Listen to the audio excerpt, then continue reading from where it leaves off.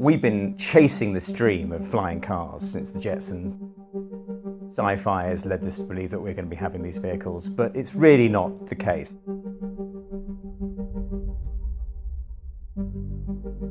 eVTOL stands for Electric Vertical Takeoff and Landing. It is a vehicle electrically powered that can lift off the ground vertically, then go forward to a certain destination, and then land vertically as well.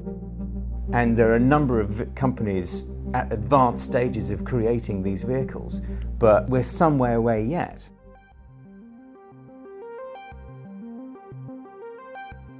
There are a number of ways that these eVTOLs could be piloted. Most of the ways at the moment seem to be focusing on having an actual pilot, a human at the helm. So they have to be certified, they have to be made legal, they have to obviously have the regulations and how they would fly, where they would fly, who's going to be in charge, who's going to be responsible, whether the vehicles are going to be safe or not. And this is what's holding these vehicles back.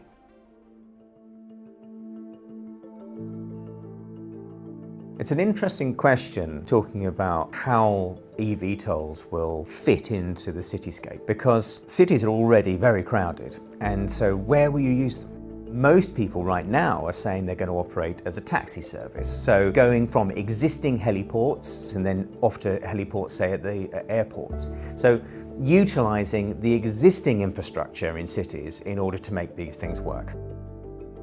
So there you've got some pinch points too, because those infrastructure points are already being used by helicopters and other aircraft, and so you've got to actually fit in with those, you've got to fit in with their flight plans, and also then you've got to work out how to charge them, and no one's got to that point yet.